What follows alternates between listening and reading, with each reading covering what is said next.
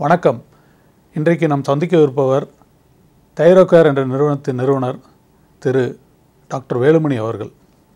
அவர் தன்னுடைய பயணத்தை கோவையில் அருகில் உள்ள ஒரு சிறிய கிராமத்தில் தொடங்கி இன்று மும்பை வரை சென்று மிகப்பெரிய ஒரு சாம்ராஜ்யத்தை உருவாக்கி கொண்டு தனக்கென ஒரு தனி இடத்தை தக்க வைத்து கொண்டிருக்கும் திரு வேலுமணி அவர்களை இன்று சந்திக்கிறோம். வணக்கம்.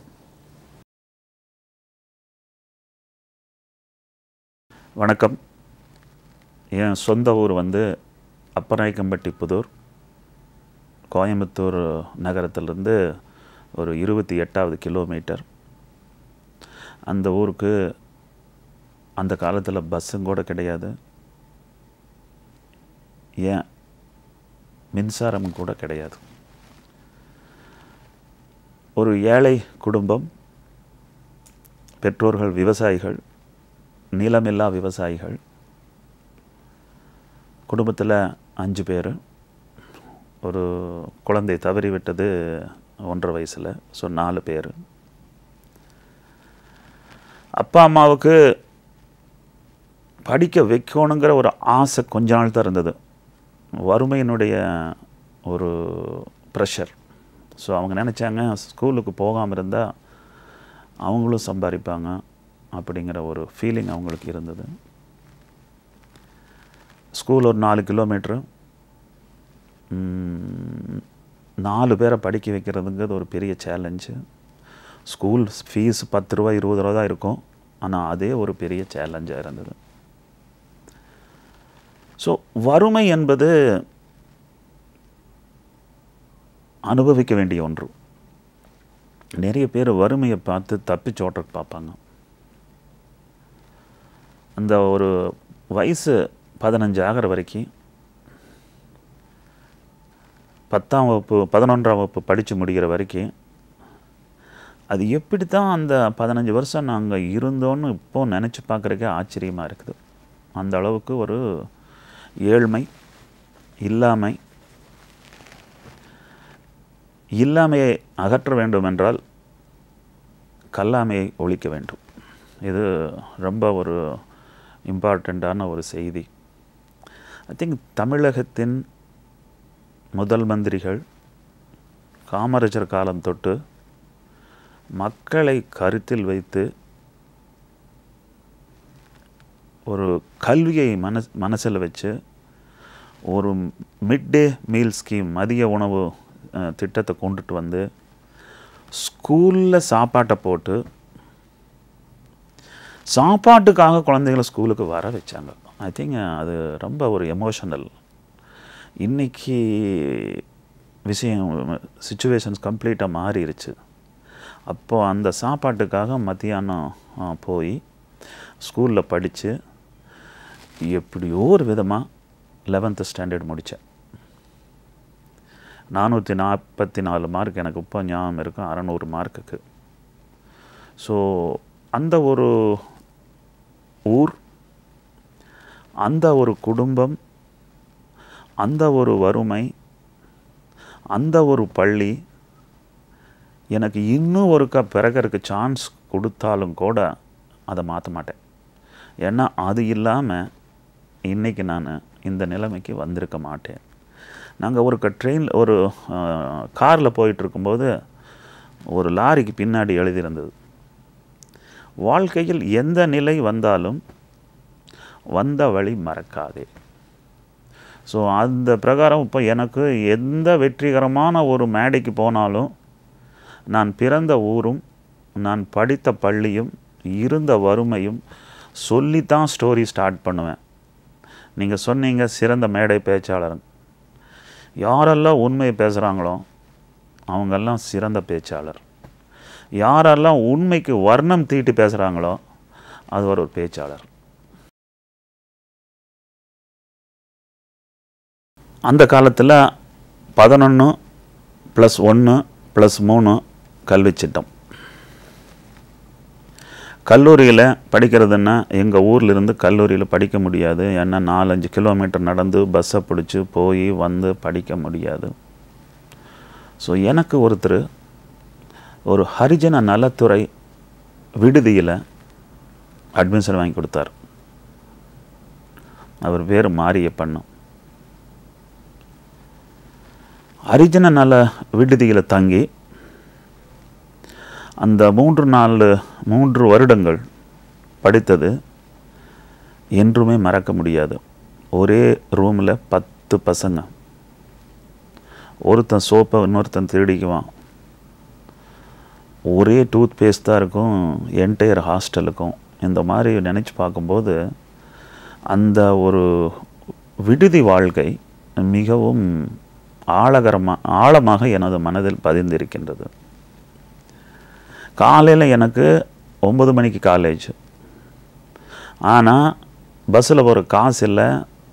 ட்ரெயினுக்கு காலையில் 6 மணிக்கு. ட்ரெயினில் போனோம்னா காலையில் பிரேக்ஃபாஸ்ட் 6 மணிக்கு ஹரிஜன நல விடுதியில் கொடுக்க மாட்டாங்க.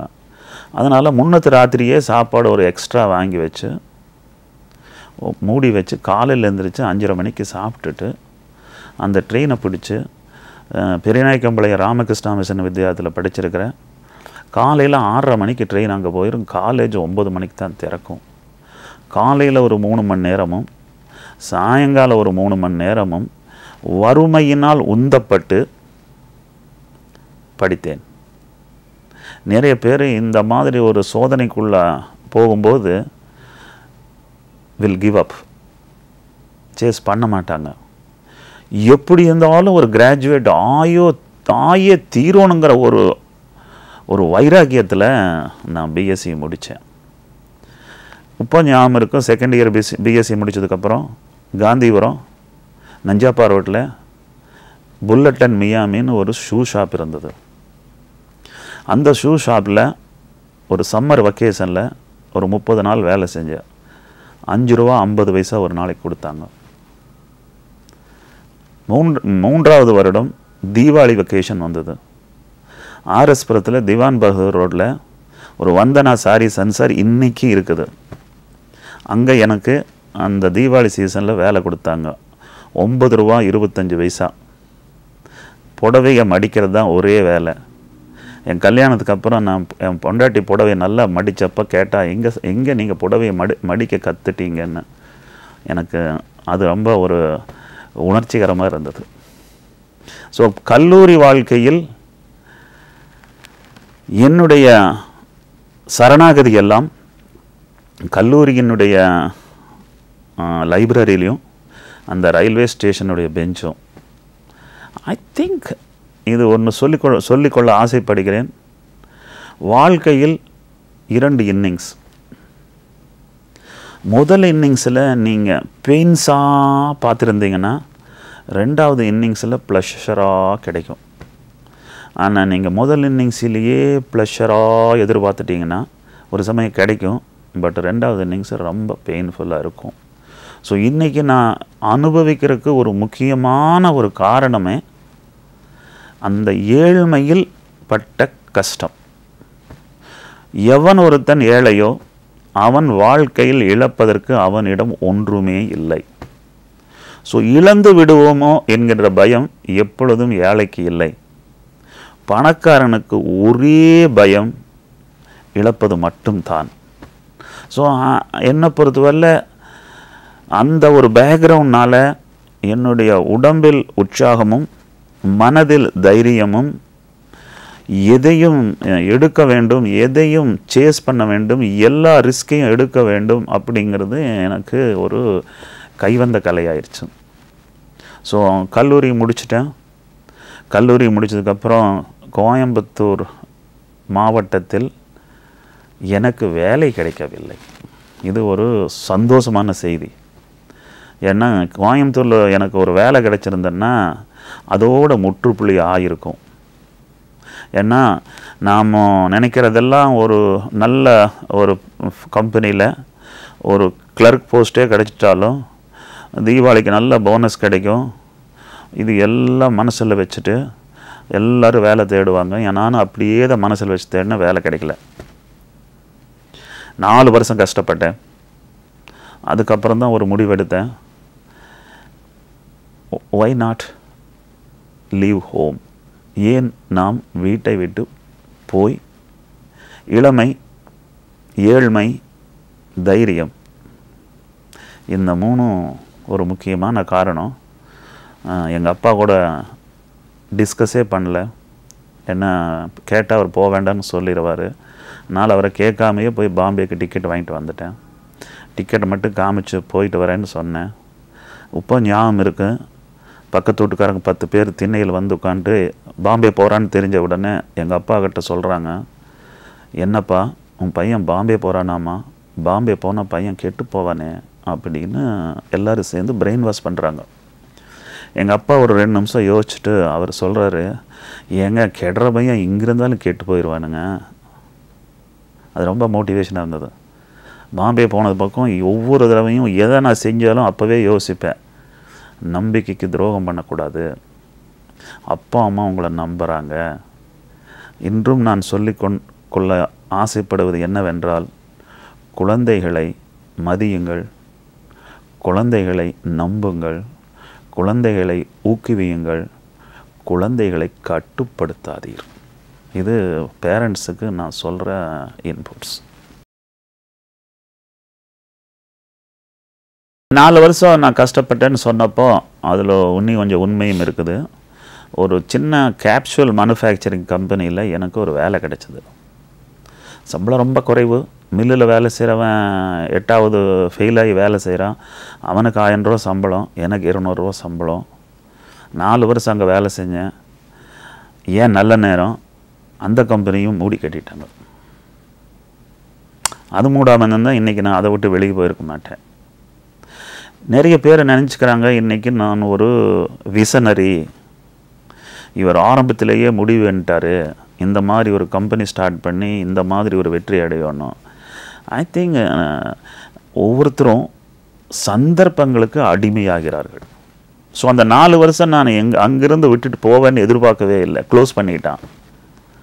அப்புறம் அந்த கோயம்புத்தூரில் விஓசி பார்க் பக்கம் ஒரு மத்திய நூலகம் ஒன்று இருந்தது. அந்த நூலகத்தில் பாம்பேலேருந்து Times of India newspaper வரும். ஒவ்வொரு வெட்னஸ்டேயும் 3 பக்கத்துக்கு சிச்சுவேஷன் வாண்டட்னு வரும். ஸோ ஒவ்வொரு வெட்னஸ்டே பேப்பரும் சண்டே போய் படிப்பேன்.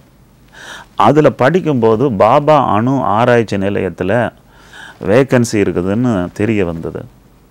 அதுக்கு நான் அப்ளிகேஷன் போட்டேன். அப்ளிகேஷன் போட்டதுக்கப்புறம் இன்டர்வியூ வந்தது.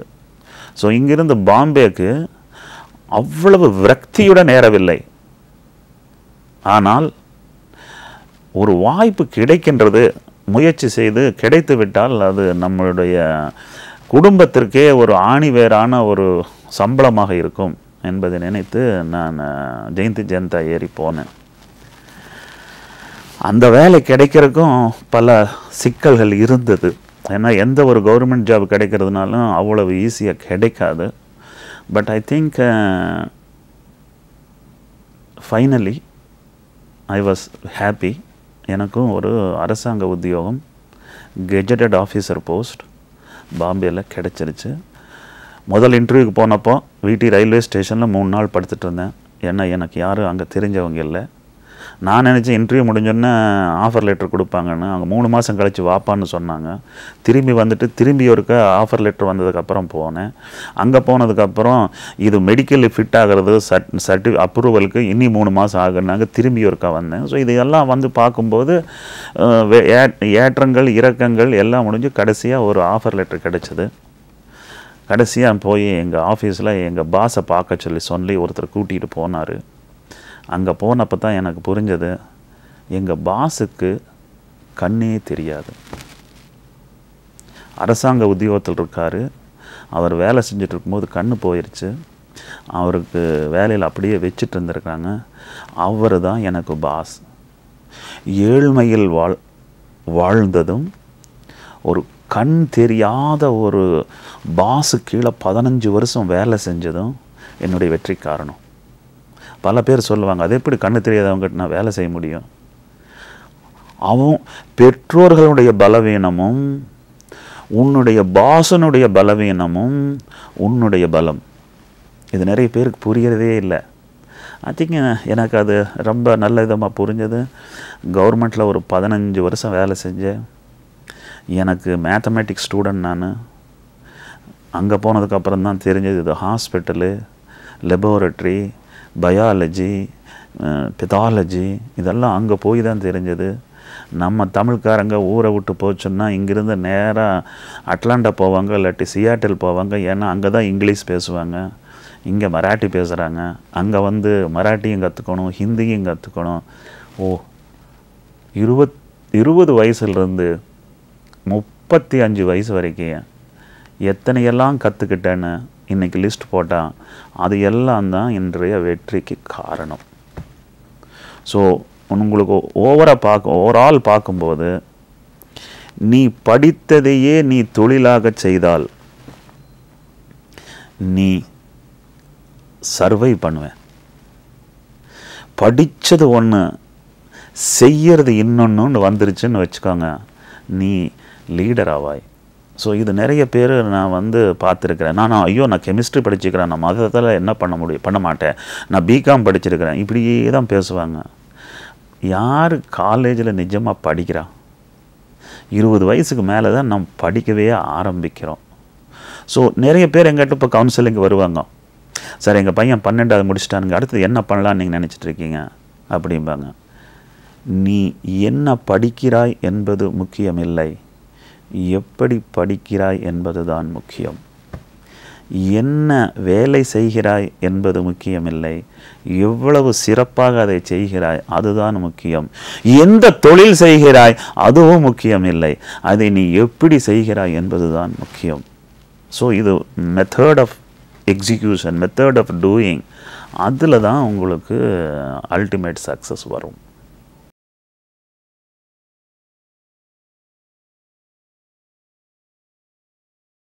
படிப்பை நான் இதுவரை நிறுத்தவில்லை. 58 வயசாச்சு. எவனெல்லாம் படிக்கிறத நிறுத்தினானோ அவன் அதோட நின்று போயிடுவான். படிப்பு நின்றால் அவன் நின்று விடுவான். ஸோ பிஎஸ்சியோட பாம்பே போனேன். எம்எஸ்சி பண்ணுறதுக்கு ஆப்பர்ச்சுனிட்டி இருந்தது. தைராய்டு பயோகெமிஸ்ட்ரியில் எம்எஸ்சி பண்ணேன். பிஹெச்டி பண்ணுறதுக்கு ஆப்பர்ச்சுனிட்டி இருந்தது. தைராய்டு பயோகெமிஸ்ட்ரியில் பிஹெச்டியும் பண்ணேன். பண்ணி முடிக்கும்போது கல்யாணமும் ஆயிடுச்சு, குழந்தைங்களும் 2 பேர் வந்துட்டாங்க. கெஜெட்டட் ஆஃபீஸர் போஸ்ட்டு எல்லாம். ஒரு மனிதன் என்ன ஃபேண்டசைஸ் பண்ணுறானோ அது எல்லாமே கிடச்சிருச்சு. ஆனால் அப்போ தான் யோசித்து பார்த்தேன், நீ வாழ வந்தாயா இல்லை வெற்றி பெற வந்தாயா? மனுஷனுக்கு எல்லாருக்கும் ஆசை இருக்குது, கொஞ்சம் பேர்கிட்ட தான் வெறி இருக்குது. ஆசை இருக்குதுன்னா பகலை நினச்சிட்டு ராத்திரிக்கு தூங்கிடுவேன். வெறி இருந்ததுன்னா ராத்திரியும் பகலை தூங்கவே மாட்டேன். எனக்கு அப்போவே ஒரு ரெஸ்ட்லெஸ்னஸ். ஈவன் என் ஊரை விட்டு போகும்போதே எங்கள் அம்மா சொல்லுவாங்க, நீ ரொம்ப ரெஸ்ட்லெஸ்டா அப்படின்னு. இன்றைக்கி என் பொண்ணு சொல்கிறாங்க, அப்பா நீங்கள் ரொம்ப ரெஸ்ட்லெஸ்ன்னு. அந்த ரெஸ்ட்லெஸ்னஸ் இருந்ததுனால அந்த கவர்மெண்ட் வேலையில் உட்காந்து 60 வயசு வரைக்கும் வருடங்களை எண்ணுவது என்பது ஒரு போர் அடிக்கிற வேலை. ஸோ ஒரு சமயத்தில் நினச்சி பார்த்தேன், why not do a business. நான் பாம்பே வரும்போது நான் என்ன கொண்டுட்டு வந்தேன்? 500 ரூபா கொண்டுட்டு வந்தேன். இழப்பதற்கு என்பது ஒன்றுமே இல்லை. தமிழில் சொல்லுவாங்க ஒரு பழமொழி, மயிரை கட்டி மலையை இழுக்கிறது, வந்தா மலை அந்த மயிறு. ஒரு 2 லட்ச ரூபா போட்டு ஒரு தொழிலை பண்ணுறது, ஆனால் தொழிலதிபர் இல்லாட்டி திரும்பி கோயம்புத்தூரில் போய் ஏர் ஓட்டுறது. இப்படி ஒரு டெசிஷன் எடுத்துகிட்டு ஒரு பிஹெச்டி முடித்ததுக்கப்புறம் ரிசைன் பண்ணிட்டேன். எல்லாருக்கும் ஷாக்கு. கொஞ்சம் பேர் என்ன பைத்தியம்னு சொன்னாங்க. எங்கள் குடும்பத்திலே நான் யாருக்கிட்டையும் கேட்கல. ஏன்னா நீங்கள் இந்த மாதிரி டெசிஷனெல்லாம் மற்றவங்ககிட்ட கேட்டிங்கன்னா அப்புறம் டெசிஷன் எடுக்க முடியாது. ஏன்னா டிஸ்கஸ் பண்ணும்போது எல்லோரும் ஒரு டிஸ்கரேஜ் பண்ணுவாங்க. நான் முடிவு எடுத்துட்டேன் வேலையிலிருந்து ரிசைன் பண்ணுறதுன்னு. 2 லட்ச ரூபா போட்டு இந்த பிஸ்னஸ் பண்ணேன். இந்த பிஸ்னஸ்ஸு நான் படித்த தைராய்டு, எனக்கு தெரிஞ்ச தைராய்டு, அந்த தைராய்டுக்கு உண்டான டெஸ்ட், அந்த டெஸ்ட்டில் நான் ஸ்பெஷலைஸ் பண்ணி ஃபோக்கஸ் பண்ணி நான் பெரிய ஆள் ஆகிருவேங்கிற ஒரு தைரியமும், ஆகாமல் போக முடியாது. There is nothing known as good decision. There is a decision and you have to make it good. So decision எடுத்துட்டேன். அதுக்கப்புறம் பிஸ்னஸ்ன்னு பார்க்கும்போது ஒரு பயணம் என்று இருந்தால் அதில் சேலஞ்சஸ் கண்டிப்பாக இருக்கும். பயணம் செய்யாதுதான் குற்றம். செய்யும் பயணத்தில் ஒவ்வொரு சமயம் வரும் சிக்கல்களை தீர்க்க முடியும். ஸோ அந்த தைரியத்தில் இறங்கினேன். ஒரு தமிழ்நாட்டில் பிறந்தவன் மகாராஷ்டிராவில் உட்கார்ந்து இந்தியா லெவலில் பிஸ்னஸ் பண்ணுறதுங்கிறது ஒரு பெரிய சேலஞ்ச். நான் நிறைய பேரை பார்க்கல. எனக்கு ஹிந்தியும் தெரியும், மராட்டியும் தெரியும், குஜராத்தியும் தெரியும், தமிழும் தெரியும். இந்த மாதிரி ஒரு கம்ஃபர்ட் வந்து நேஷ்னல் பிஸ்னஸ் செய்கிறதுக்கு எவ்வளவு உதவுங்கிறது நான் அங்கே உட்கார்ந்துருக்கும்போது தான் தெரியுது. தமிழ்நாட்டில் நிறைய தொழிலதிபர்கள் இருக்கிறார்கள். அவர்களுடைய தைரியம் தமிழ்நாடு பார்டரோடு நின்று போகுது. இந்தியா முழுவதும் போனால், உலகம் முழுவதும் போனால், முதல்ல இந்தியாவுக்குள்ளே பூரா போகாமல் நீங்கள் உலகத்துக்குள்ளே போகிறது அவ்வளவு சிம்பிள் இல்லை. ஸோ இந்த ஹிந்தி தெரியாது, வடநாடுன்னா பயம், இந்த மாதிரி பயமெல்லாம் எனக்கு இல்லாமல் இருந்ததுங்கிறது எனக்கு ஒரு மிகவும் ஒரு முக்கியமான favourable point. So business start பண்ணேன். ஐ திங்க் சுருக்கமாக நான் சொல்கிறேன் இந்த ஒரு பயணத்தை பற்றி.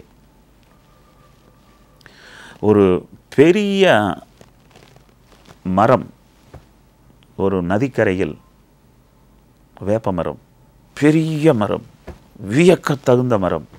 அதுக்கு முன்னாடி போய் அந்த மரத்தை பார்த்து கேட்டான் ஒருத்தன், நீ எப்படி இங்கே வந்தாய்? அந்த மரத்தோட ஸ்டோரி சொல்லுது. ஒரு 1000 மைலுக்கு அந்த பக்கம் எங்கள் அம்மா மரம் இருந்தது. அதில் ஒரு காக்கா வந்து உட்காந்து வேப்பம்பழம் சாப்பிட்டது. சாப்பிட்டு போட்டு பறந்துட்டு இருக்கும்போது அந்த எச்சம் வந்து அந்த ரிவரை கறக்கும்போது கரெக்டாக அந்த ரிவரில் விழுந்தது. அந்த விதை வந்து அப்படியே ஆற்றோடு ஓடிக்கிட்டே 1000 கிலோமீட்டர் வந்துருச்சு. இங்கே வந்து அது ஒதுங்குச்சு. இங்கே தண்ணி இருக்குது, மண் இருக்குது, சூரிய வெளிச்சம் இருக்குது. நான் மரமாயிட்டேன். என்னுடைய கதையும் அதே தான். நானாக அந்த காக்காயை வந்து சாப்பிட்டு என்னை கொண்டுட்டு போய் பாம்பேயில் போடுன்னு சொல்லலை. அந்த தைராய்டு வந்து எனக்கு எதுவுமே இல்லை. இந்த பயணம் என்பது இயற்கையால் நிச்சயிக்கப்பட்ட பயணம். இந்த பயணத்தில் நம்மளுடைய படகை எவ்வளவு வேகத்தில் ஓட்டுறதுங்கிற மட்டும்தான் டெசிஷன். எந்த டைரெக்ஷனில் போகணுங்கிறது இயற்கை தான் முடிவு செய்யுது. ஸோ இன்றைய வெற்றிக்கு நான் அன்னைக்கு பிளான் பண்ணியிருக்க முடியாது. பட் ஒவ்வொரு நாளும் ஒவ்வொரு மாதமும் நீ போகின்ற பாதையும் போகின்ற பயணத்தின் வேகமும் சரியா என்பதை நீ மட்டும்தான் கணிக்க முடியும், இயற்கை கணிக்காது. I think that's the story.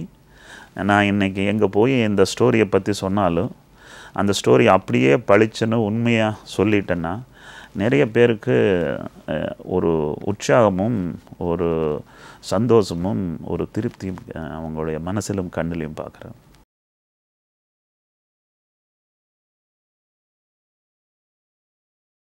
இளைய தலைமுறையினுடைய பிரச்சனைகளுக்கு காரணம் அவர்களுடைய பெற்றோர்கள் குழந்தைகளை அன்பு செலுத்துகிறாங்கங்கிறத விட அதிகமாக அடிமைப்படுத்துகிறாங்கிறது என்னுடைய கருத்து. பெற்றோர்கள் அறியாமலேயே அந்த குழந்தைகளை பாதிக்கின்றார்கள். இங்கிலீஷில் 2 வேர்டு இருக்குது. ஒன்று செக்யூரிட்டி, இன்னொன்று ப்ராஸ்பெரிட்டி. ப்ராஸ்பெரிட்டினாலே இந்த செக்யூரிட்டி விட்டு வெளியே போனால் தான் ப்ராஸ்பெரிட்டி. ஆனால் பெற்றோர்கள் வாண்ட் செக்யூர்டு ப்ராஸ்பெரிட்டி. இதில் அவங்க குழந்தைங்களை தெரியாமையே அறியாமையே மன உளைச்சலுக்குள்ளே தள்ளி விட்டுறாங்க. 10வது வரும்போதே pressure, first class, first mark, 99, 95, 90, இது எல்லாம் நம்பர்களை வச்சு குழந்தைகளை உந்துறாங்க. 12வது இருக்கான். ஸோ இதெல்லாம் வந்து அந்த குழந்தைங்களுக்கு மதிப்பெண்களை பெறணுங்கிற ஒரே குறிக்கோளில் குழந்தைகளை ப்ரெஷரைஸ் பண்ணி தள்ளிடுறாங்க. கம்ப்யூட்டர் லாங்குவேஜில் நான் சொல்கிறேன், குழந்தைங்களும் புரிஞ்சுக்கலாம், பெற்றோர்களும் புரிஞ்சுக்கலாம். கம்ப்யூட்டரில் 3 இம்பார்ட்டண்ட் ஆஸ்பெக்ட்.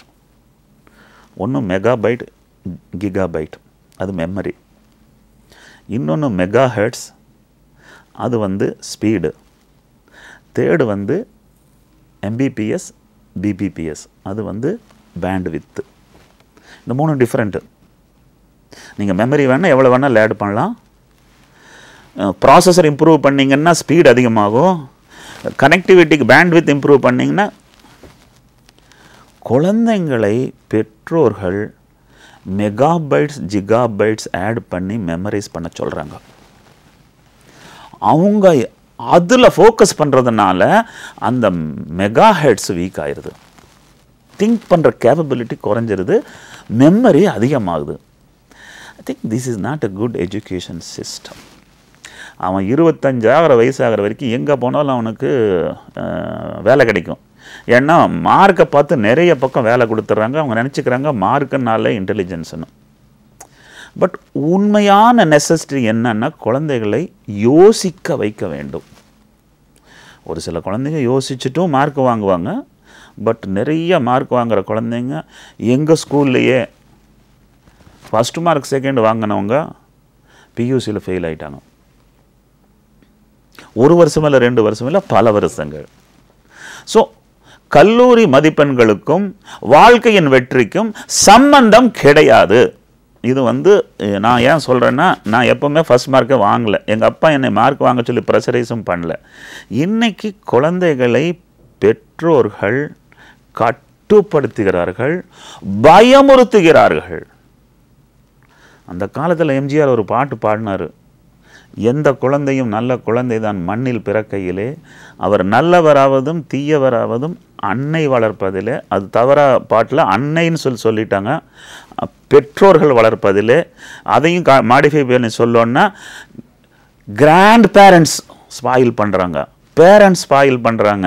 அவங்க அந்த குழந்தைய பொத்தி வளர்த்து அந்த குழந்தைங்களுக்கு கேப்பபிலிட்டிஸை குறைச்சிட்றாங்க. இது என்னுடைய கருத்து. நான் இன்றைக்கி ஒரு 1000 பேர் வேலைக்கு வச்சிட்ருக்கிறேன். எங்கிட்ட 3000 பேர் மொத்தமாக வேலைக்கு சேர்ந்துருக்குறாங்க. இந்த 2000 பேர் எங்கிட்ட வேலையில் இப்போ இல்லை. அதில் மெஜாரிட்டியான மக்கள் வந்து பணக்கார குழந்தைகள். ஏழை குழந்தைகள் தொழிலாளிகளாக பல வருடங்கள் சிறப்பாக வேலை செய்வாங்கிறது என்னுடைய கருத்து. ஆனால் பெற்றோர்கள் குழந்தைகளை பேரண்டிங் பண்ணணும், பேம்பரிங் பண்ணக்கூடாது. ஒரு 7 ஸ்டார் ஹோட்டலில் ஒரு 7 வயசு குழந்தை சாப்பிட்டுட்டு இருக்குதுன்னா 7 வயசுலேயே அந்த குழந்தை 7 ஸ்டாரை பார்த்துருச்சுன்னா மிச்சம் இருக்கிற 70 வயசில் அந்த குழந்தை எங்கே ஸ்டாரை பார்க்க முடியும்? ஸோ இது ரொம்ப முக்கியம். குழந்தைகளை பேம்பர் பண்ணக்கூடாது, கண்ட்ரோல் பண்ணக்கூடாது, அடிமைகளாக்கக்கூடாது, மதிப்பெண்களுக்கு அவர்களை இரையாக்கக்கூடாது. எத்தனையோ பேர் சூசைடும் கூட பண்ணுற அளவுக்கு ப்ரெஷரைஸ் பண்ணுறாங்க. மன உளைச்சலை குழந்தைகளுக்கு முதலில் கொடுப்பவர்கள் பெற்றோர்கள், இரண்டாவது பக்கத்து வீட்டுக்காரன்.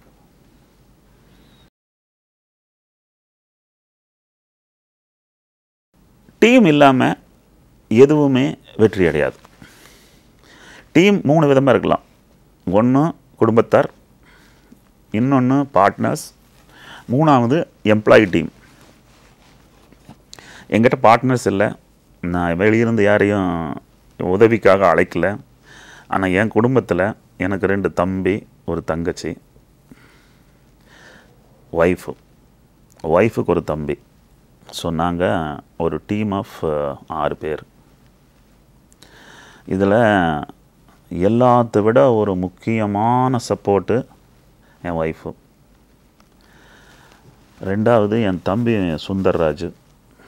ஸோ என் தம்பி இன்னொரு தம்பி ரத்னசாமியும் ஒரு சிஸ்டர் சுசீலாவும் எல்லாரும் ஆரம்ப காலத்தில் நான் சொல்லதை எல்லாம் செஞ்சாங்க, நான் சொல்லாததையும் அவங்க செஞ்சாங்க. ஸோ தட் ஆர்கனைசேஷன் அந்த ஃபஸ்ட் ஃபேஸில் முதல் கோடியை கண்ணில் காண்பதும் 10 கோடியை தாண்டுவதும் ஒரு மகத்தான வெற்றி. அதுக்கப்புறம் பிஸ்னஸ் ஓடும் சார். அது ஒரு ஸ்டேஜ். அதுக்கு குடும்பத்தினுடைய சப்போர்ட்டு ரொம்ப பவர்ஃபுல். நான் பிஸ்னஸ் ஸ்டார்ட் பண்ண உடனே அவங்க எல்லோரும் எனக்கு சப்போர்ட் பண்ணணுன்னு அவங்க வரல. என்னைய மதிக்கிறதுனாலையும் என் மேலே அவங்களுக்கு இருக்கிற பாசத்தினாலையும் என் கூட ஓட்டுனாங்க. அது ஒரு பெரிய சப்போர்ட்டாக இருந்தது. என் ஒய்ஃபு இந்த பிஸ்னஸில் கான்ட்ரிபியூட் பண்ணியிருக்கிறதுங்கிறது எத்தனை இன்டர்வியூ எடுத்தாலும் சொல்லி முடியாது. நான் என்றைக்கு வேலையை விட்டு நின்னேன்னா அவங்க அன்றைக்கே வேலையை விட்டு அவங்களும் நின்ட்டாங்க. அவர் ஸ்டேட் பேங்க் ஆஃப் இந்தியாவில் வேலை செஞ்சுட்டு இருந்தாங்க. ஒரு இரவும் பகலும் 2ம் கம்பெனி நடந்துகிட்டே இருக்கும். நான் ராத்திரிக்கு வேலை செஞ்சேன், அவங்க டே டைமில் வேலை செய்வாங்க. நான் டே டைமில் வேலை செஞ்சு அவங்க ராத்திரிக்கு வேலை செய்வாங்க. ஸோ அவங்க இந்த நிறுவனத்தினுடைய முதுகெலும்பு நாயனாக இருக்கலாம், ஆனால் இருதயம் அவர்கள். அந்த அளவுக்கு மக்களை புரிந்து அவர்களுடன் கலந்து அவர்களை அணைத்து அரவணைத்து நிறுவனத்தை உருவாக்கியதில் என்னுடைய துணைவியாரனுடைய பலம், கான்ட்ரிபியூஷன் என்னார்மஸ். அவங்க இன்றைக்கி எங்கூட இல்லை. அவங்களுக்கு கேன்சர் ஒன்றும் ஒரு வருஷத்துக்கு முன்னாடி தெரிய வந்தது. இன்ஃபேக்ட் அக்டோபர் 2 இன்றைக்கி தான் ஒரு வருஷத்துக்கு முன்னாடி ஏதோ கட்டி இருக்கிறதாக பேங்க்ரியாஸில் ஒரு ரிப்போர்ட் வந்தது. அதுக்கப்புறம் எவ்வளவோ முயற்சி பண்ணோம். பேங்க்ரியாட்டிக் கேன்சருங்கிறது ஒரு டெட்லி டேஞ்சரஸ் ஒன். ஸோ அவங்க 6 மாதத்தில் என்னை விட்டுட்டு போயிட்டாங்க. என் தம்பி மிஸ்டர் சுந்தர்ராஜ், அவர் நான் ஓட்டுகின்ற பஸ்ஸில் நான் டிரைவர் என்றால் அவர் கண்டக்டர். அந்த அளவுக்கு நான் பைசாவை பற்றி எப்போ கண்டுக்கிட்டதே இல்லை. நான் ஒரு செக்லையும் 20 வருஷமாக கையெழுத்து போட்டதே இல்லை. ஐ திங்க் குடும்பத்தில் இருக்கிறவர்களை நீங்கள் நம்பினால் அவர்கள் உங்களை பெரியவர்களாக்குவார்கள். பல சமயம் நம்ம நம்பலாமா வேண்டாமான்னு டவுட்டோடு இருந்தீங்கன்னா அவங்களும் ஒட்ட மாட்டார்கள். ஸோ எனக்கு இன்றைக்கி 58 வயசு ஆச்சு. இன்றைக்கி ஐ think I am having a joint family with different kitchen. So family has supported. Family is the biggest team. அதுக்கப்புறம் எம்ப்ளாயீஸ் இப்போ வந்துட்டாங்க. ஆரம்பத்தில் எம்ப்ளாயீஸ் டீம் இருக்காது. இப்போ எம்ப்ளாயீஸ் டீமு என்னுடைய ஃபேமிலி இப்போ கொஞ்சம் ரெஸ்ட் அண்ட் ரிலாக்ஸிங். நானும் relaxing because now it is an organisation. அதில் இருக்கிறவங்க அதைய ரன் பண்ணுறாங்க.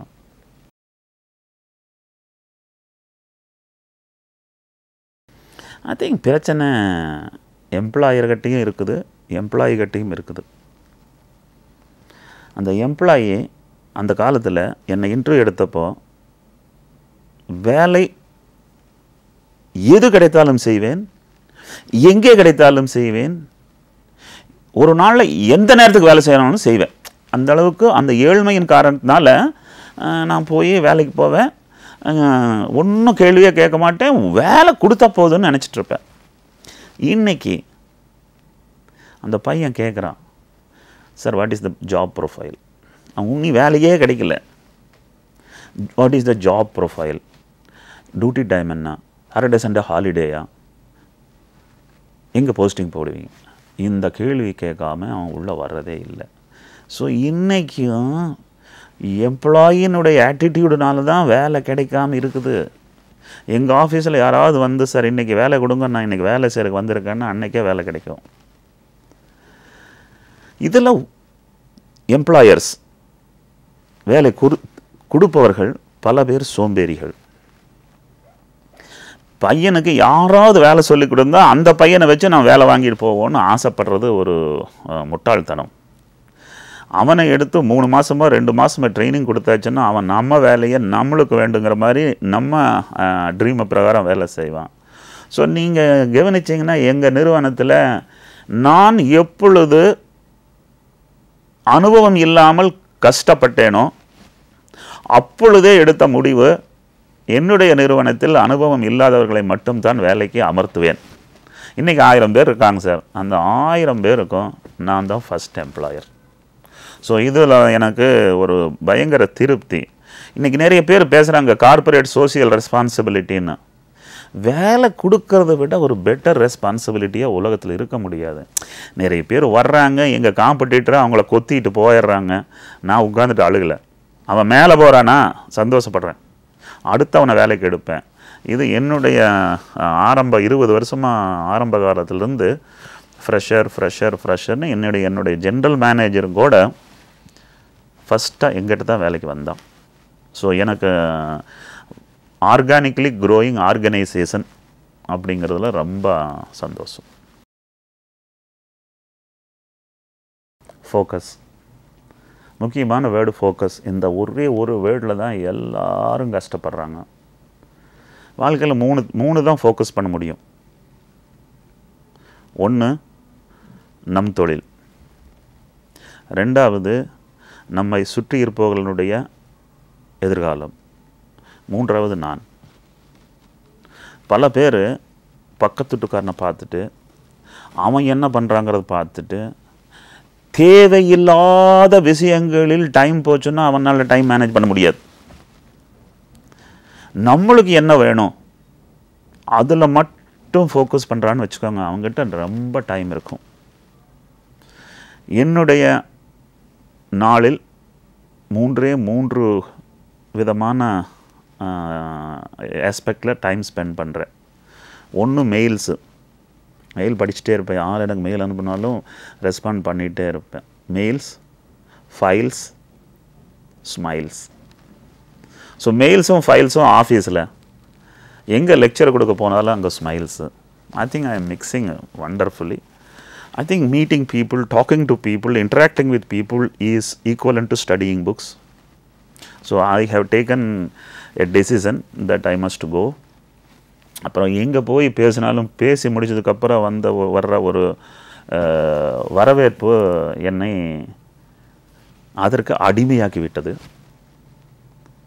ஸோ நீங்கள் கேட்டிங்கன்னா டைம் மேனேஜ்மெண்ட்டுங்கிறது ஒரு பெரிய ஆர்ட்டு. நான் அந்த காலத்தில் பெரியநாயக்கம்பாளையம் பஸ் ஸ்டாண்டில் உட்காந்து 3 மணி நேரம் படித்தேன்னா அப்போவே டைம் மேனேஜ்மெண்ட் பண்ண ஆரம்பிச்சிட்டேன். ஸோ டைமுங்கிறது ஒரு இஷ்யூவே கிடையாது. இன்றைக்கி நிறைய பேர் டைம்னு பார்க்குறாங்க. கடைசியாக பார்க்க போச்சுன்னா இது என்னுடைய கணிப்பு. என் அலுவலகத்தில் யாரெல்லாம் ஃபோக்கஸ் பண்ணி வேலை செய்கிறாங்களோ அவங்களுக்கு பாஸும் சந்தோஷமாக இருக்கார், குடும்பமும் சந்தோஷமாக இருக்குது. யாரெல்லாம் ஃபோக்கஸ் பண்ண முடியலையோ அவங்களுக்கு பாஸுக்கும் சந்தோஷம் இல்லை, குடும்பத்துக்கும் சந்தோஷம் இல்லை. த word focus is ultimate. I think if I give an emphasize, மக்களுக்கு புரிகிற மாதிரி 4 வார்த்தை, ரொம்ப முக்கியமான வார்த்தை சொல்கிறதுன்னா, ஒன்று ஃபோக்கஸ். ஐ திங்க் ஃபோக்கஸ் பண்ணாமல் மனுஷனால் அரசியல்வாதி அரசியலும் பேச முடியாது, ஒரு சாமியார் ஒரு பிரசங்கமும் கொடுக்க முடியாது, ஒரு சங்கீத வித்வான் பாடவும் முடியாது, ஒரு கிரிக்கெட்டர் பேட் செய்யவும் முடியாது.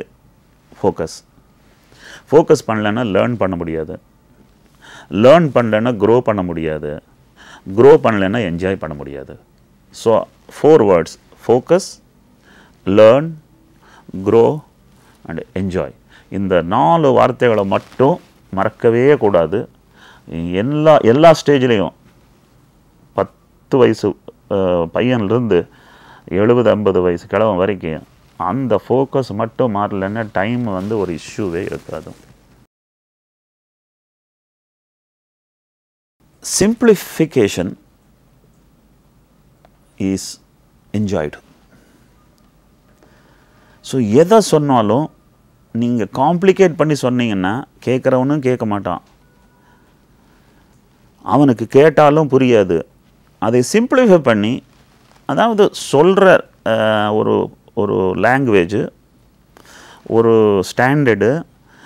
ஐ திங்க் நான் இது வரைக்கும் லெக்சர் நான் பல பக்கம் கொடுத்துருக்குறேன்.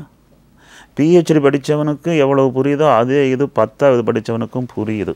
ஸோ அந்த அளவுக்கு நான் ஒரு லூசிட் லாங்குவேஜில் சொல்கிறேன். அது ஒரு சக்ஸஸ். ரெண்டாவது, உண்மையை பேசுகிறேன், உறக்க பேசுகிறேன், சிறக்க பேசுகிறேன். இதில் ரொம்ப ஒரு எமோஷன்ஸ் கிரியேட் ஆகுது. அடுத்தது மனதிலிருந்து நேராக வெளியே வந்ததுன்னா மனசுக்குள்ளே நேராக போயிடும். அதாவது என்னுடைய பேச்சை கேட்டு திஸ் இஸ் ரொம்ப ரொம்ப முக்கியமான இது. இந்த தொழிலில் வெற்றி அடைவதற்கு காரணமே என்னால் கதை சிறப்பாக சொல்ல முடியும். ஏன்னா உங்கள்கிட்ட வேலை செய்கிறவங்க சம்பளத்துக்காக மட்டும் வேலை செய்ய மாட்டாங்க. அவங்க உங்களுடைய பாதை என்ன, இந்த பாதையில் நமக்கும் ஒரு அங்கம் இருக்கின்றதா, இதை புரிஞ்சுட்டு தான் அவங்க உங்களோட இருப்பாங்க.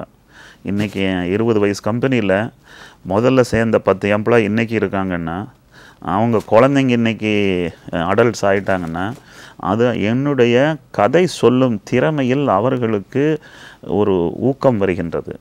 அதே கதைகள் தான் குடும்பமும் கேட்கின்றது. அதே கதைகள் தான் இன்று மேடைகளிலும் பேசுகிறேன்.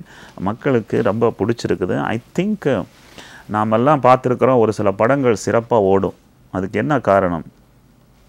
அந்த ஸ்டார்டிங்கு, அந்த எண்டிங்கு, அந்த கிளைமேக்ஸு, அந்த சென்சேஷனு, அந்த மியூசிக்கு, அந்த நகைச்சுவையும், இது எல்லாம் இழைச்சு அந்த ஒரு அரை மணி நேரம் 40 நிமிஷம் நான் பேசும்போது மக்களுக்கு ஒரு நல்ல படம் பார்த்த ஒரு உணர்ச்சியை நான் உண்டாக்குகிறேன்.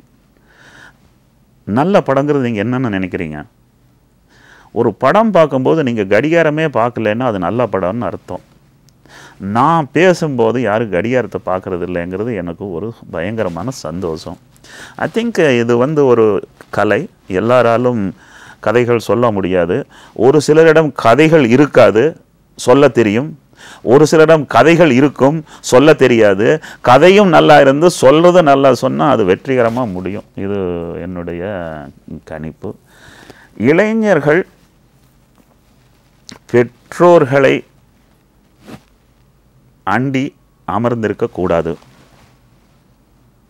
20 வயசுலேருந்து 30 வயசு வரைக்கும் தனியாக எந்த குழந்தைய ஒரு 10 வருஷம் காலத்தை ஓட்டுதோ அந்த குழந்தை சிறப்பாக வாழும். பெற்றோர்களுக்கும் ஒரு அறிவுரை, குழந்தைங்கள முடிஞ்சால் வீட்டை விட்டு வெளியே தள்ளுங்க. குழந்தைங்களுக்கும் ஒரு அறிவுரை, தேவைன்னா அப்பா அம்மா கூட சண்டை போடுங்க, வீட்டை விட்டு போங்க, ஒரு 10 வருஷம் சிறப்பாக இருங்க. இந்த 10 வருஷத்தில் இருக்கும்போது ஒரு பெரிய சேலஞ்ச் இருக்கும். ரைட்டும் ராங்கு நிறைய லைஃப்பில் வரும். நீங்கள் ஒரு வேலை செய்கிறதுக்கு முன்னாடி உங்கள் அம்மாவை பற்றி நினச்சி பாருங்கள். அதை செய்கிறதுனால உங்கள் அம்மா சந்தோஷமாக இருப்பாங்களா இல்லையான்னு மட்டும் நினச்சி பாருங்கள். நீங்கள் எப்போவுமே தப்பு பண்ண மாட்டீங்க. ஸோ என்ன, இந்த நேர்காணலில் மக்களை உணர்ச்சி ஊட்டுவதற்கும் உற்சாகமூட்டுவதற்கும் ஏற்பாடு செய்ததற்கு ரொம்ப நன்றி. வணக்கம். கிட்டத்தட்ட 1 மணி நேரம் திரு டாக்டர் வேலுமணி அவர்களுடன் மிகவும் அருமையான ஒரு உரையாடல் நடந்தது. நிறைய விஷயங்கள் இன்ஸ்பயர் பண்ணியிருக்காரு. இந்த இன்ஸ்பிரேஷன் நேரடியாக சென்று மாணவர்களை அடையும் என்பதில் எந்த சந்தேகமும் இல்லை. பிகாஸ் நாங்கள் எடுத்துகிட்டு இருக்க இந்த முயற்சி, இனோவேட்டிவ் சர்வீசஸ், இந்த முயற்சியே அடுத்த ஜென்ரேஷன் அவங்களுக்கு இன்ஸ்பயர் பண்ணணும் அப்படிங்கிறது தான். அவருடைய கருத்துக்கள் பார்த்திங்கன்னா பல வகையில், அதாவது தன்னுடைய வறுமை நிலைமையிலிருந்து தன்னுடைய பள்ளி வாழ்க்கை, கல்லூரி வாழ்க்கை, அப்புறம் ஒரு ஜாப் எடுத்துகிட்டு அதுக்கப்புறம் ஒரு என்டர்ப்ரனர்ஷிப் ஜேர்னி, இந்த 4 பார்ட்டாக பார்த்திங்க அப்படின்னா ஒவ்வொன்றிலையும் ஒவ்வொரு இன்ஸ்பிரேஷன் இருக்குது. மிகவும் அழகாகவும் அதை எளிமையாக அவர் சொன்னது எல்லாரையும் போய் சென்றடையும். எங்களுடைய இந்த முயற்சிக்கு அவர் இதோடைய 1 hour ஆஃப் அவருடைய ஸ்பீச் டெஃபினட்டாக நிறைய பேரை இன்ஸ்பயர் பண்ண போகுது. அந்த வகையில் அவருக்கு எங்களுடைய மனமார்ந்த நன்றியை தெரிவித்துக் கொள்கின்றோம். வணக்கம்.